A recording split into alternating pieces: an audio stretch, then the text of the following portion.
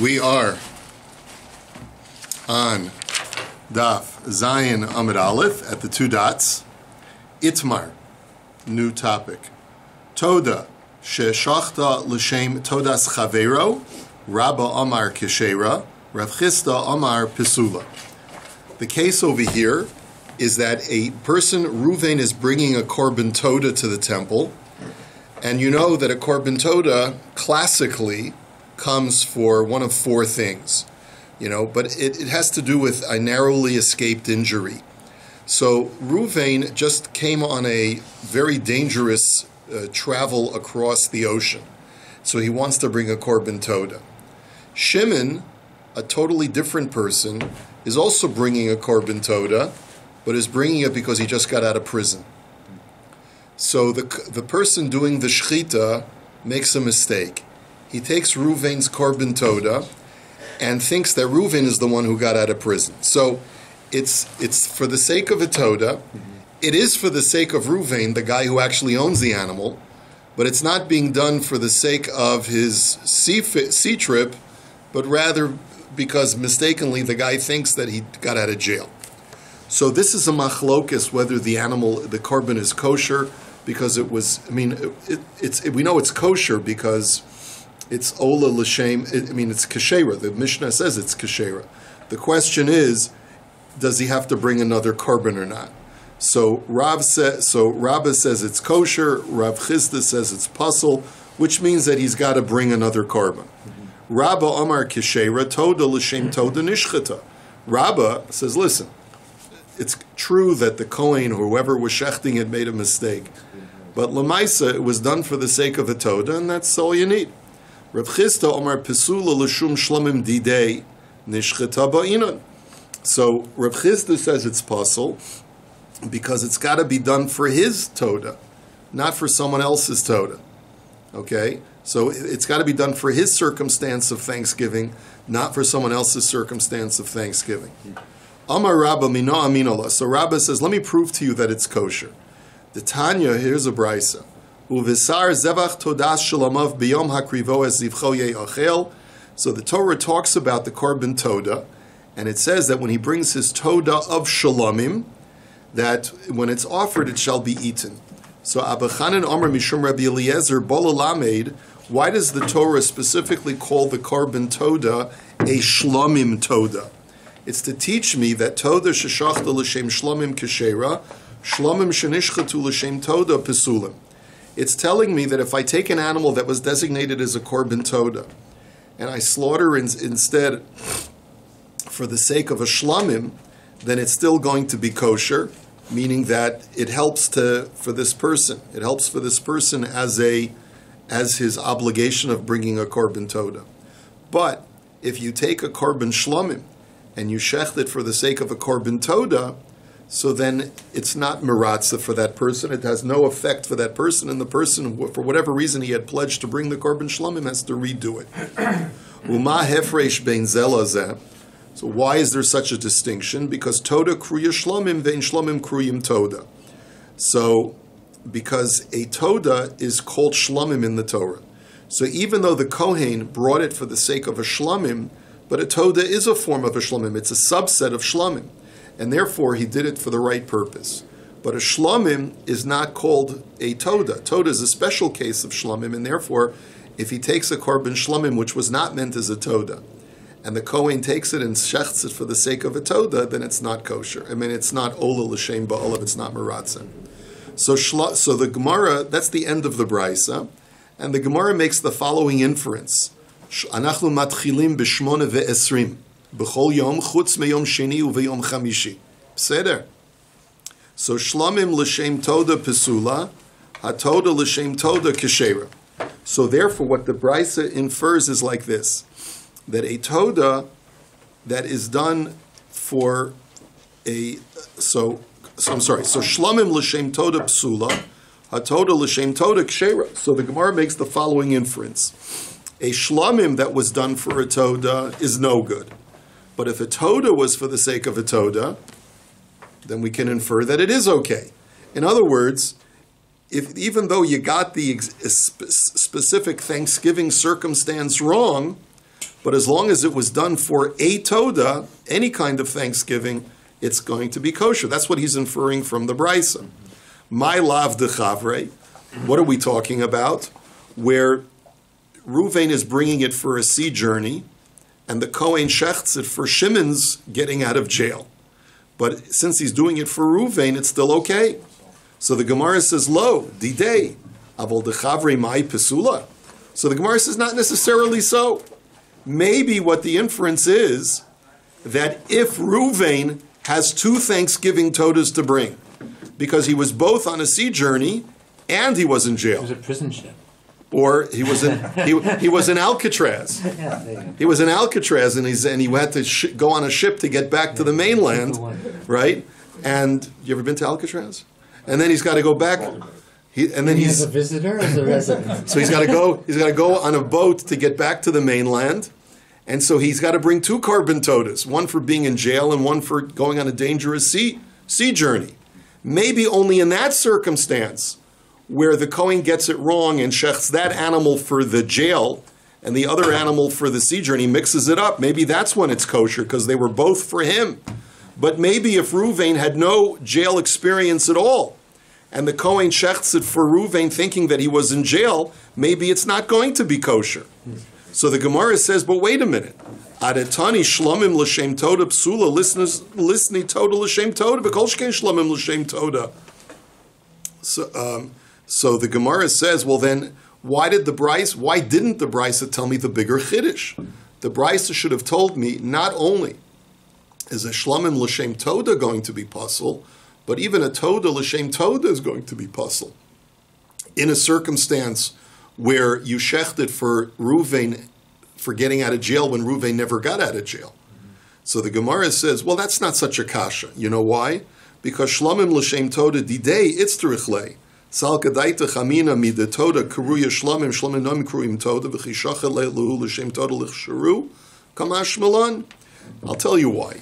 You might have thought that there's a reciprocal property. Just like the Torah calls a toda a shlomim, maybe by reciprocation, the Torah also considers every shlomim to be like a toda. Mm-hmm. And therefore, when a person accidentally takes a generic korban shlomim and thinks that it's a toda and shechts it for that purpose, maybe it should be okay b'diavad. And that's why the Brisa had to tell you that if it's a shlomim that shechted l'shem toda, it's puzzle, it doesn't work. But that doesn't necessarily reflect on the halacha when a toda is done l'shem a different toda that Reuven is not obligated to bring. We don't have any raya from this brisa one way or the other.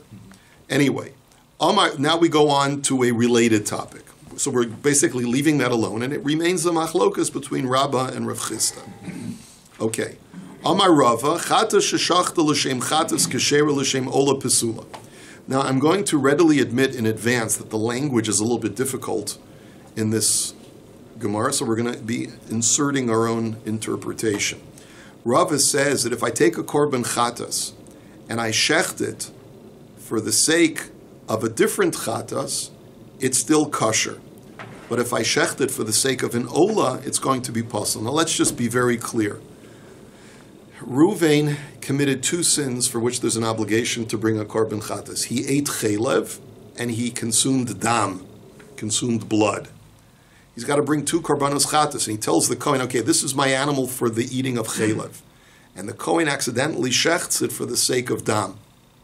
So that b'di'evet is kosher. Because lamaisa, just like we said before, toda for the sake of toda is fine. Chatas for the sake of chatas is fine, provided that the guy who's bringing it fits under both of those categories.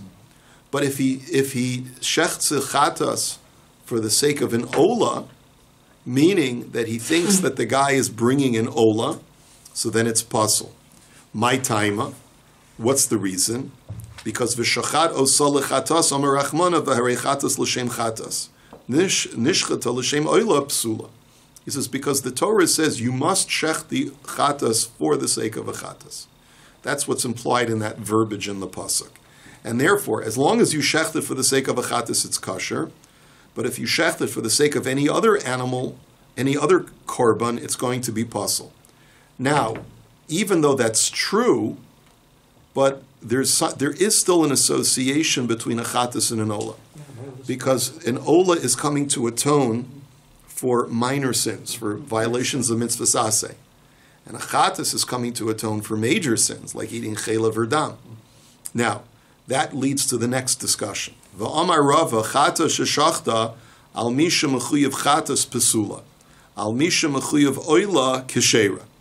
That if you shecht a korban chatas for someone who is obligated to bring a korban chatas, so then it's pesula. It's totally pasul. Chatas sheshachta al misha mechuyev chatas pesula. Now, what is going on over here? Rashi explains that shinoi ba'alim. In other words, I take Ruvain's animal that was designated for Ruvain's chatas and I shecht it for Shimon, who has to bring a korban chatas, then we know that it's pasul. But if I take Ruvain's korban chatas and I shecht it for Shimon's korban ola, thinking that it's Shimon's korban ola, then guess what? I have alleviated Shimon of his obligation to bring a korban ola. In other words, Shimon has received benefit from that chatas animal that belongs to Ruvain by having his sins alleviated by that korban chatas. My taima, and what's the reason? The chiper olav v'lo al chavero dumi didei b'mechuyev kapara kemoso. Because, the Torah says you can only atone for him, for the person that was designated for this korban. But that's only true, that pasuk which says that if it's offered for a different person, then it's pasul. That's only if that other person had the same level of korban. In other words, I take Ruvain's korban chatas and I shech it for Shimon, who also has to bring a korban chatas. Doesn't work for Shimon. But if I shecht it a korban chatas for Shimon, who's obligated as for a korban ola, then it does work. Because it's a lower level. Because it's a lower level. It's not the same level. Now, va'amar Rava further says, chatas sheshachta al mi she'ena mechuyev klum pesula, that Rava says that if I shecht a korban chatas on someone who has no sacrificial obligation whatsoever, so then that korban is pasul because it's not coming for any purpose. It's totally meaningless. It hasn't accomplished anything. And presumably the word pesula over here, like Rashi says, you can't even do zrika sadam now. Even b'di'evid, you can't sprinkle the dam of such a korban. Now, then the Gemara makes an interesting statement. She'ein lecha adam b'Yisrael she'ena mechuyev aseh. But you should realize that there is no Jew in the world that doesn't have an obligation to bring a korban for having violated mitzvahs aseh. In other words, let's say last night I forgot to recite Kriya Shema. I forgot to recite it. I was over on a mitzvahs aseh deoraisa, right? So I should really bring a korban ola. I guarantee you, invariably, every single person in this room can benefit from bringing a korban ola. So if someone would shecht a korban chatas on my behalf, that would work for me. It wouldn't be pasul. In other words, the previous line was that if you shecht it for a guy who's totally been just like he's freshly minted, and it's like a freshly minted Baal Tshuva. A newborn baby is not obligated. It could be a newborn baby or a guy who just walked out of the Beis HaMikdash after bringing every single korban that he possibly needs to bring. Then that korban chatas is pasul. But an average guy, right, who has what to benefit from bringing a korban ola, if someone shechts a korban chatas for that person, if shechts it for me, so then the korban chatas is kosher, and you can even do the zrika sadam.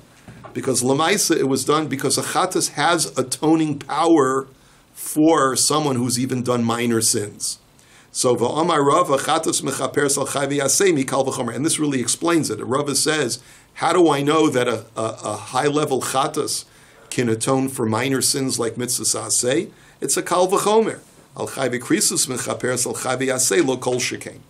If it can atone for high level sins like eating chelav and dam, then surely, where there's kares, then surely it can atone for minor sins like forgetting to recite Kriya Shema.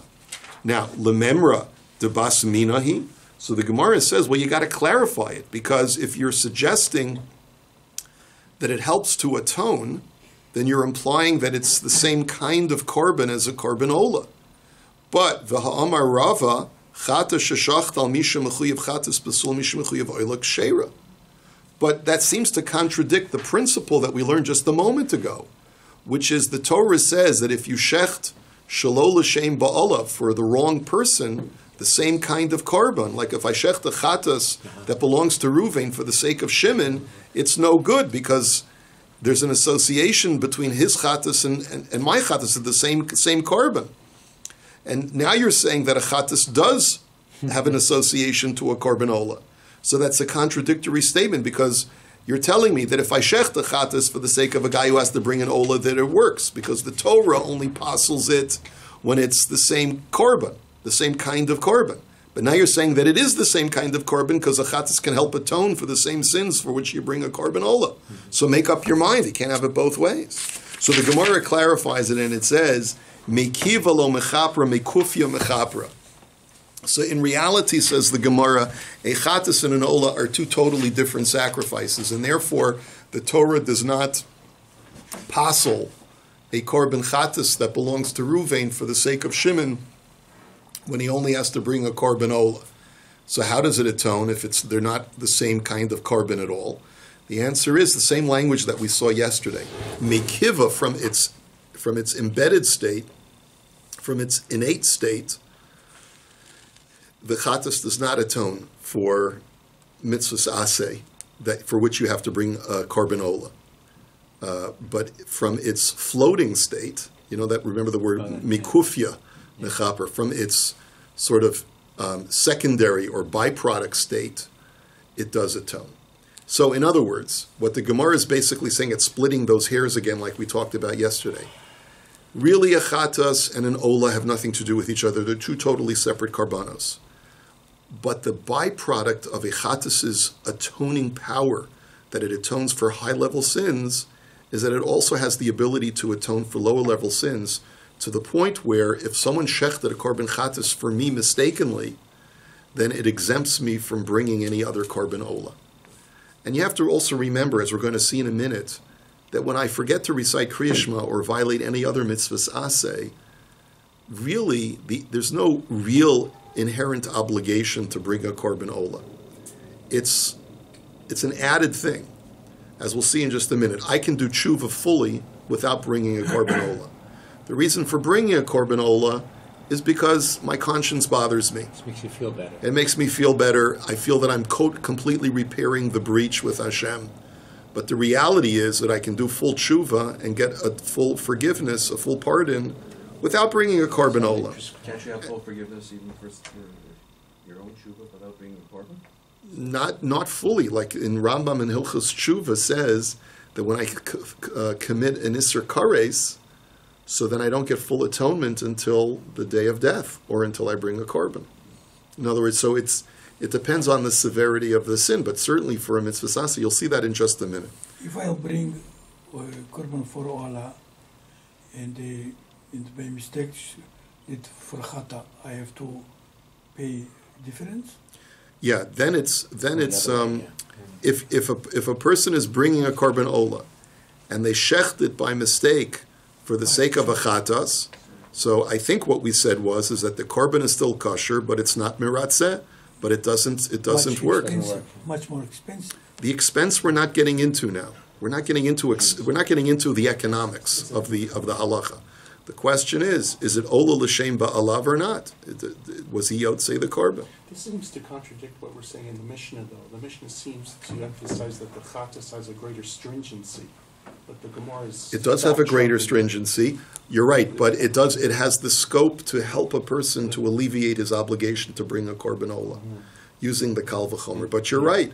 A chatas that is shechted shelo l'shem ba'alav, right? As long as that other person had to bring a korban chatas, so then it's totally puzzle, and you can't do zrika. Okay. Va'amar Rava, ola sheshachta shelo lishma, asur lizrok dama shelo lishma. Now, Rava then tells us another halacha. let's say I'm the guy in charge of the shechita in the Beis HaMikdash. I shechted the animal shelo lishma, I totally blew it, okay? So I figured to myself, it's for fallen, I blew it already. So if I'm going to do something shelo lishma, like my mother's, there's a Yiddish expression, if you're going to eat chazer, eat it till the grease is running down the sides of your mouth, right? I might as well. Sounds better in Yiddish. Yeah, it does. I don't even know how to say it in Yiddish.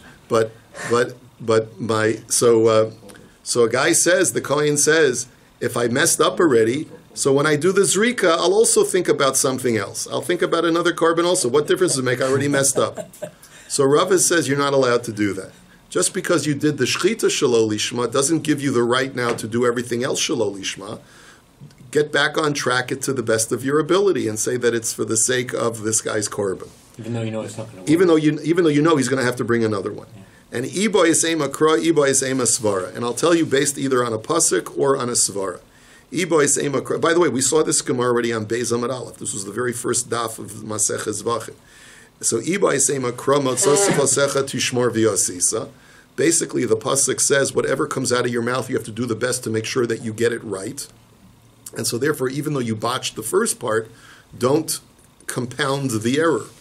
And iboy sema svara mishum deshani ba chulei kideresh pirka. Or svara is basically just because you messed up the first part doesn't mean that you should compound the error and mess it up further. Try to rectify it as much as possible, right? Like there's a phrase in the Gemara. The Gemara doesn't use it over here, but it's the same idea. Misha achal shom v'reicho nodev yachzer v'yochal shom. If a person ate garlic and has stinky breath, does that give him a right to eat more garlic? No. In other words, better in Aramaic. It's better in Aramaic. Right. Yes. So in other words, it's the point. The point. It's the svara is why compound the error. Ba'amar Rava ola haba'ala achar misa shachta b'shinoi kodesh besula b'shinoi ba'olam kishera de'in ba'olam la'achar misa. Rava says another halacha. If you take an ola and you shecht it for a person who is now deceased. So we learned over the last several blot that you shecht an ola for a person who's deceased. You just don't shecht the chatas for a person who's deceased. But the heirs who inherit the animal shecht it for the sake of their deceased father, for example. So if the Kohen botches it and he shechts it for the wrong korban, so then it's not miratza and they have to replace the animal for another korban. But if the Kohen botches it and he shechts it for the wrong person, then it's still okay b'di'evet. They don't have to bring another animal. Why? Because the person is deceased. So this is an animal who doesn't have an owner. So if doing it for the wrong owner doesn't passel the korban. So Rav Pinchas berei de Rav Ami Omar yesh b'olam la'achar misa. And Rav Pinchas disagrees with Rav. And he says, no, the heirs, for the purpose of the korban, are the owners. And so even though the original designator is deceased, his heirs take over. And since they're the ones who are bringing the animal, if you don't do it for their sake, so then you've botched it, and the heirs will have to bring another korban. So Amar le Rav Ashi le Rav Pinchas berei de Rav Ami, Davka kamar mar yesh b'olam la'achar miso boy lusuyi ola achriti, Odilma di'ika kama gabe mechapra. So Rav Ashi, who's a contemporary of Rav Pinchas, asks him, he says, let me get clarity on your opinion.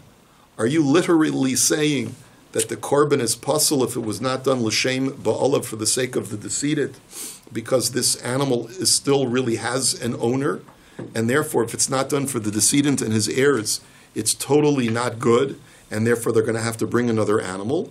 Or do you perhaps mean to say that b'di'eved, they don't have to bring another animal because l'maisa, they brought it for the sake of their father, and the father is deceased.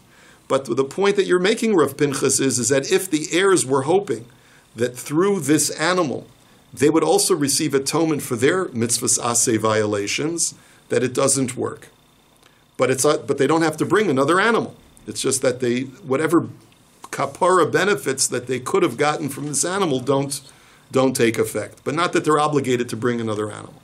So Amar Lei Dafka Kamina. So Rav Pinchas says, no, I mean they taka have to bring another animal. Because the fact that they are alive makes them, for all intensive purposes, the new Ba'alim, the new owner of the animal. And if it wasn't done for their sake and for their family, so then it doesn't work and they have to bring another animal.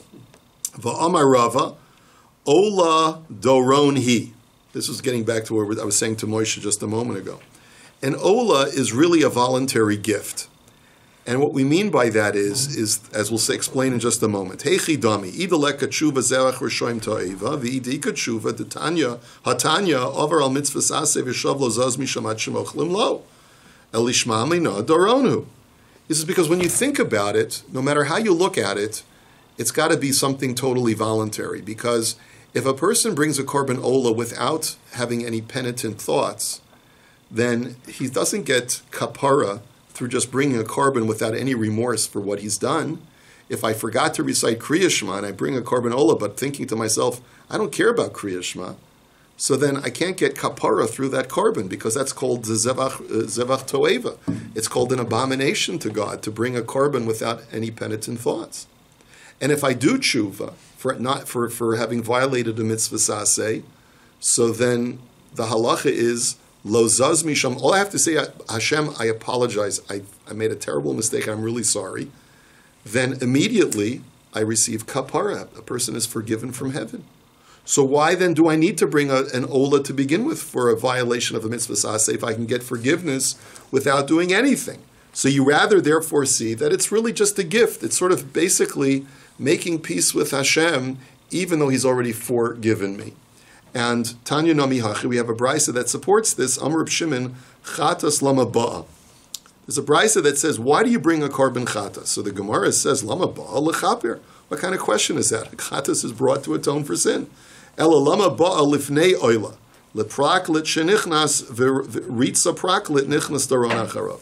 The question that Reb Shimon is asking is, we find in the Torah that whenever a person has to bring both a chatas and an ola, the chatas always precedes the bringing of the ola. And that's his question. Why is that? And he gives a beautiful mashal. He says, let's say I've committed a crime against the king. So I send an advocate of mine to the king asking to be granted a pardon. I express penitence, I express remorse, and the king grants the pardon. But I still feel that it's difficult for me to face the king face to face in person. So when the next time I come to see the king, I bring him a peace offering. I bring him a gift. It's not because I'm hoping to get a pardon, because he already gave me a pardon. I was already pardoned for the crime. But I still feel that in order to reconcile fully with the king, let me bring him some chocolates or something. Let me give him something. The relationship. It's a restoration of the relationship, yes.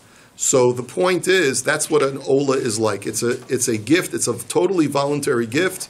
You could have gotten away without it, and it could be that that's the reason why, going back to Gershon's issue, that's why the chatas works for it, even though normally a chatas, the laws are very stringent, but it works because since the obligation of an ola is not really an obligation to begin with, that's why it sort of alleviates any sense of duty to bring an ola. Okay, let us go on. Chutz min ha-pesach ve'hachatas v'chulei. Now we go back to the Mishnah. The Mishnah had said that if you shech the korban shelo lishma, the korban is not meratza, but it's still kosher b'di'evet, right? In other words, the bringer has to replace the animal and do the korban again, but the korban is still kosher in that you can go through the process of doing the zrikas hadam and the mizbeach, and you burn the entrails and so forth on the altar. Now, the two exceptions to the rule is a korban chatas. If a korban chatas was shechted shelo lishma, then you have to discard it completely and you cannot continue the process at all. And the same thing, the second exception is a korban pesach on the 14th of Nisan. If it is shechted shelo lishma for anything other than a korban pesach, it has to be completely discarded. You cannot commence with the sacrificial process. So the Gemara now says pesach minolan. So we're going to see first the korban pesach. How do we know that a korban pesach has such a stringency? Dichsiv shamor es chodesh ha'aviv v'yasisa pesach. The Torah says, observe the spring month, and you shall do the pesach. So that emphatic verbiage teaches me, sheyehu kol asiyosav l'shem pesach, that whatever you do for the Korban Pesach, it has to be L'Shem Pesach, and if not, it's not okay. Now, Ashkechan Shinoi Kodesh, Shinoi Ba'olam Minolan. So that only tells me that there's an imperative to do it L'Shem Korban Pesach. But how do you know that it has to be done L'Shem the person who's bringing the Korban Pesach, and you're not allowed to switch it for another person? Dichsiv ha'amartem zevach pesachu. So once again, we have an emphatic verbiage somewhere else. You shall say that it is a paschal offering. And what does that extra verbiage teach me? Shetei zvicha l'shem Pesach. That the slaughter has to be for the sake of Korban Pesach. But that's what the previous pasuk told me. So therefore, im eno inyan l'shinoi kodesh, inyan l'shinoi ba'olim. And we have a principle that if I have two psukim that teach me the exact same principle, I apply the second pasuk to a slight modification of the original principle. So therefore, if the second pasuk is not teaching me about shinoi mitzvah, then it must be coming, or shinoi kodesh, it must be coming to shinoi ba'olim, to when I change the owner, when I change the bringer. Now, ashkechan lemitzvah la'akev minon. So now the Gemara asks another interesting question. We're working with the following assumption. When the Torah says that dafka has to be this way, that implies that lichatchila it has to be this way. That I'm not allowed to lichatchila change the kodesh designation or change the ba'olim, the owner designation. But what about b'di'evet? How do you need an extra pasuk to tell you that if you did it, then even b'di'evet it's no good. How do you know that even b'di'evet, if I did it, it's no good? So Amar Krav is avachta Pesach l'Hashem Elokecha. So here I have a third pasuk. It says, you shall offer the Pesach for the Lord your God. Again, this emphatic verbiage says that it's got to be done dafka lishma. And what that tells me is that why do you need this third pasuk? To tell you that even b'di'evet, if I did it wrong, I have to totally discard it. So maskefla Rav Safra hayviz avachta lahachi hu da'asa haymi boile lichd Rav Nachman. 1 second, how can you take that third pasuk and use it for our purposes? That pasuk is needed for Rav Nachman's halacha. The Amar Rav Nachman, Amar Rabba Baravua, minayin lemosar Pesach shekarev shlamim, shnemar v'zavachta Pesach l'Hashem Elokecha tzonu vakar. Rav Nachman points out something very interesting. He says, what would happen if a person has a leftover lamb for the Korban Pesach that he never used for the Korban Pesach? Let's say, for example, he sets aside lamb A, and the lamb A wanders off and it gets lost. So he takes lamb B to replace it. Shechts lamb B for his Korban Pesach, and then, lo and behold, 5 minutes later, lamb A comes wandering back. What is he supposed to do with lamb A? So the Torah says you should use it for the sake of a Korban Shlamim. How do I know that? From the verbiage of the pasuk, you shall slaughter for God your Korban Pesach from your sheep or your cattle. Now, there's something inherently wrong with that pasuk. What's wrong with that pasuk? Because it's a keves. You cannot offer a Korban Pesach from cattle. Right. It's just the Torah only allows for a goat or a sheep. You can't use a cow. So Korban Pesach can only come from goats and sheep. So mikan lemoisar Pesach she'eh ledavar haba min hatzonu min habakar u'mayni u'shlamim. What the pasuk is coding for us in sort of covert code is that when I have a leftover animal that was designated for the Korban Pesach, I use that leftover animal for a korban that could come from either cattle or sheep, which is a korban shlamim. Huh. So that's what the pasuk means. So if that's what the pasuk is for, I cannot use it to tell me that if b'di'evet I offered it shalol lishma, it's possible. I'm already using it for something else. So Ela Amar Rav Safra. So really, Rav Safra says we have to modify this. V'zavachta Pesach lichad Rav Nachman. So you're right. The pasuk of V'zavachta Pesach is for Rav Nachman's halacha that a leftover shlamim is brought. A leftover Pesach is brought as a shlamim. Shamor es chodesh ha'aviv lemitzvah b'shinoi kodesh. That the pasuk of Shamor es chodesh ha'aviv, which was the first pasuk that we brought, is coming to tell me that lichatchila I have to do it for the sake of a Pesach and not for any other korban. V'amartem zevach Pesach b'shinoi ba'olim lemitzvah. That the second pasuk of you shall say that it is a paschal offering is telling me that lichatchila I'm not allowed to do it for the wrong person. Now, who la'akev ben hacha v'hacha. But there's an extra word who in that pasuk, in that second pasuk, and that extra word who teaches me that if I mess up, then even b'di'eved, it's not kosher and I have to discard the animal. So that's where I get it from. I get it from the extra word in the second pasuk. Now, v'ashkechan zvicha shar avodos minolan. So then the Gemara asks another interesting question. Fine, that only tells me that if I mess up on the shechita, the animal's no good for the Korban Pesach. How do you know that if I mess up on any of the other avodas, other than shechita, let's say the Kabbalah, the acceptance of the blood into the receptacle, holacha, transporting the receptacle of blood to the altar, zrika, sprinkling of the blood, right? How do you know if you've done any of those actions incorrectly? Not for the sake of Pesach, not for the sake of the bringer, that it also passels the Korban Pesach? So the Gemara answers initially, hol v'goli goli. Well, once it tells me that that's the case by shechita, I can extrapolate to the other avodas. But Rav Ashi Amar hol v'goli goli lo amrinan. And Rav Ashi says, no, we don't say that. Now this is another strange back and forth. Welcome to Kudshim. Okay, again, welcome to Kudshim. We're learning. Complete opposite of what we said. We're learning Seder Kudshim. In other words, the Gemara, it almost sounds like it's feeling its way through this whole very intricate new system of Kudshim. And you need someone like Rav Ashi to clarify and say, that assumption that you're working with, that you can extrapolate from one avoda to another avoda, doesn't work. Maybe it works in other realms of halacha, but in Seder Kudshim, that doesn't work. And that's based on a Mesorah from Torah Shabbal Peh. We don't know where Rav Ashi gets this from. But Rav Ashi tells us emphatically you cannot do that. You cannot extrapolate. And therefore, you need to have an explicit pasuk that connects the psul that occurs through a malformed shechita to other malformed avodas. So ella avodos minolan. So how do we know, therefore, that any of the other avodas that are done improperly passels the korban? D'chsiv zos haTorah la'ola v'lamincha v'goymer. V'tanya b'yom tzavosos b'nei Yisrael la'akriv es korbaneihem zebechor u'maiser apesach hikisho akasav l'shlamim. So we'll go back to the pasuk that we've seen already over the last few days.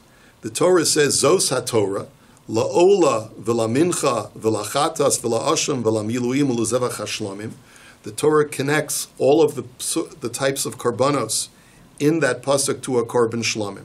Now, granted that Pesach is not mentioned in that pasuk, but in the very next pasuk it says lahakriv es korbaneihem, an additional verbiage of to offer their offerings, and there Chazal learn that that's to include the following three karbanos: bechor, meiser, and Pesach. And that's to teach me that those two are also being connected to a korban shlamim. So ma shlamim ben shinoi kodesh ben shinoi ba'olam ba'ina lemitzvah, av kol ben shinoi kodesh ben shinoi ba'olam lemitzvah. That this teaches me that just like we've already established that a korban shlamim lechatchila has to be brought lishma, both for the sake of that korban and for the sake of that bringer, so too that applies to all other karbanos that are connected to it, including the korban Pesach.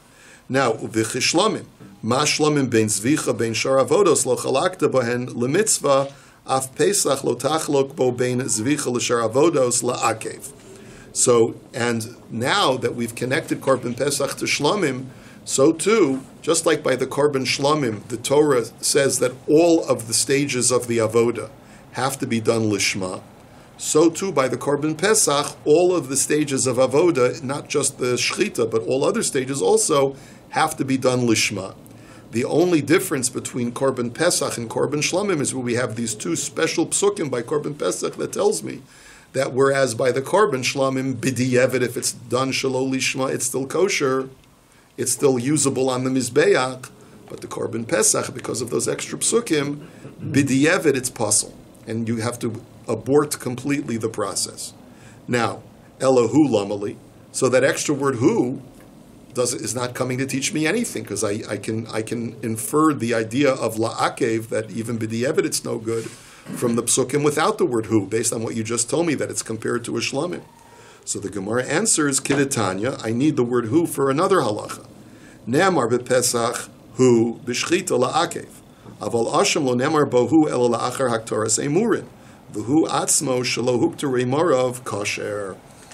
The answer is like this. We saw this Gemara before. Remember, there was a machlokas in the Mishnah between the Chachamim and Rebbe Eliezer, whether if an asham was done shelo lishma, whether b'di'evet it's kosher or not. Whether b'di'evet it can be, you can continue the process on the mizbeach or not. The Chachamim say an asham is just like a shlamim, that if you did it shelo lishma, then it's not maratza, but b'di'evet it's still kosher. And Rabbi Eliezer is the only one who says that an asham is like a chatas and b'di'evet it's pasul. So to explain the Chachamim's position, what did we say? Rabbi Eliezer had said, by chatas it says chatas he, and by the asham it says asham hu. So it sounds like they're in the same category. It's dafka got to be for chatas and for asham, and if not, it's totally pasul. Comes along the Chachamim and they say no. The word hu, it's written by asham, is written at the stage of haktaras emurim. That pasuk in its context is written at the stage where you're bringing the entrails of the animal and placing them on the altar. But at that stage, even if you don't place the entrails, the korban is kosher because you've done the zrikas adam. So therefore, the word hu over there cannot be coming to tell me that b'di'evet it's pasul, because even if you didn't do haktaras emurim at all, the animal would still be kosher b'di'evet. So to accentuate that point, that's why the Torah writes the word hu by the korban pesach. By the korban pesach, the word hu is written in the context of what? Of the sprinkling of the blood, right? And in that context, we can say that a korban b'di'evet is pasul.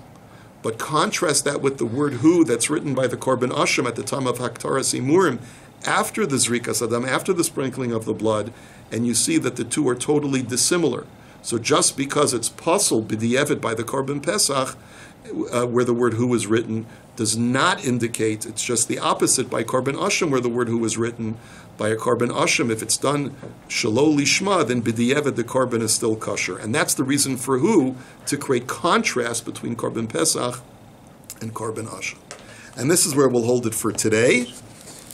A good Erev Shabbos. Rabbi Chanan ben